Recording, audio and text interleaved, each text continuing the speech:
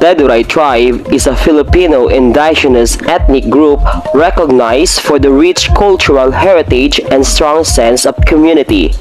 They're mostly found in the province of Maguindanao, which is located in the country's south, notably in the valleys and mountains of the Cotabato region. The Teduray people have their own language, also known as Teduray, and have traditionally relied on subsistence farming, forest collecting for a living. The Teduray tribe has long and complicated history spanning back millennia. They have a strong connection to the land they live on, instilling a great respect for nature and a peaceful cohabitation with it. Their spiritual beliefs and cultural customs are frequently centered on nature and ancestors. One of the more notable Teduray dances is the magasik, literally to sow seeds. The dance begins with a large piece of bright colored cloth or material placed on the ground on the middle of the floor. The women go around the cloth with small heavy steps, their arms and hands moving about in graceful fashion. The Teduray traditional marriage starts where each mother of both sides prepared a betel quid for chewing and give it to her legal specialist, who, in turn, pass it on each side's daughter or son-in-law, who will chew it for a minute. Then, they will both place the chewed quid on a bandana. The point of two legal specialists will move behind the groom and bride's hair. The bride first, then the groom next. As they comb, they give speeches, urging the newlyweds to be virtuous, faithful, and hardworking, and also not to cause any trouble of marriage and to their families. Elders exchanged their combs and gave them to their new mothers-in-law. Then a single plate containing rice and hard-boiled egg, cut into two, was brought to the couple. Each of them will face each other, ate a bit of the rice and some of the egg, and that concluded the marriage ceremony. The economy of the Teduray is basically agriculture. Their primary means of livelihood is farming. Their other sources of income are fishing, hunting, and mini handcraft production. Majority of the farmers still practice slash and burn methods of farming. Thus, most of the farmers get marginal production, which is insufficient to serve the needs of their families. Basket weaving, blacksmithing, and pottery are industries that are considered as the source of income of all Teduray. They used to wear hand-beaten bark cloth. Cotton material, particularly the sarong dress, only came in through trade activities. The Teduray community has a non-hierarchical political organization, with each inch having leader which is responsible for planting crops and sharing food. The community is governed by custom law and an indigenous legal system.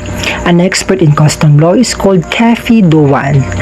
A Kafi Dowan exercises the legal authority over the Tiyawan, a formal adjudicatory discussion board. The Kafi Dowan positions is not based on wealth, but rather on their ability to maintain the community's economic activities.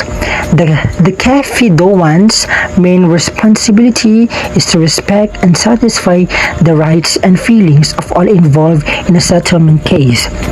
The Teduray system of justice aims for everyone to have a good fedu and uses the legal and moral authority of the Kafi Dowan to satisfy both parties. This has led to significant development with the retribution now to reduce the fines or damages. The Teduray are subject to both formal and local government structures and political change, particularly with the predominantly Muslim population in Maguindanao and insurgent forces in Mindanao. The Teduray's tribal music. The traditional hill people of southwestern Mindanao also have a wide range of songs. The first is the balikata, a melodic pattern for debates or a conversation. Next is the lindugan, It is a type of a music which is a love song. And then we have here a siyasid. It is for a prayer. And then a fotomoto. It is a kind of a teasing song during weddings. And lastly, the meka meka. It is a song of a loyalty by a wife to her husband. We are all done to Teduray's tribal music, so now let's go to Teduray's tribal clothing. For men, early Teduray apparel, including the weaponry that form part of their attire, differed according to place of habitation. Thus, men who belonged to the downstream people, they wore long trousers and waist-length shirts. Their weapons consisted of a kris carried at the side, a spear held like a walking stick, a figoto, a wide-bladed kris slung over the shoulder, a dagger tacked at the waist, and a round shield called taming. And for women, they wore a sarong called imut, made from abaca fiber.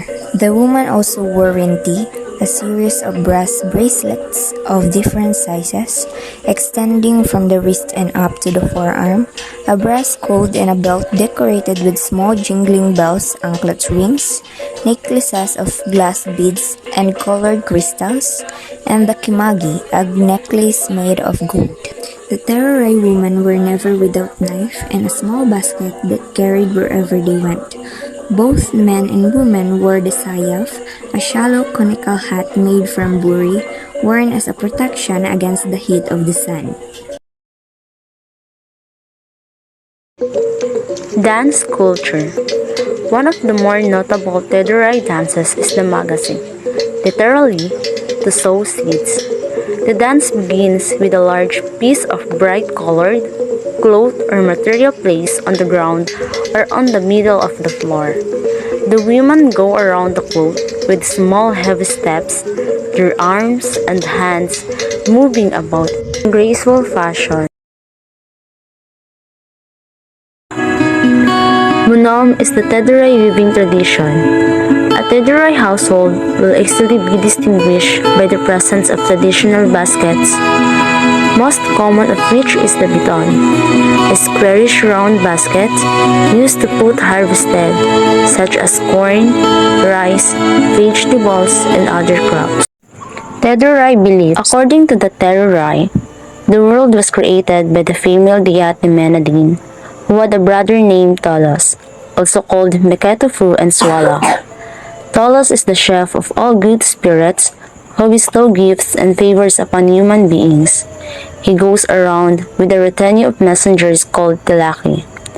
Tolos is said to have rectified some errors in the first creation of the world and of human beings. In the complex cosmogony of the Teduray, Tiyawan, a relationship can exist between human beings and the spirits of the unseen world.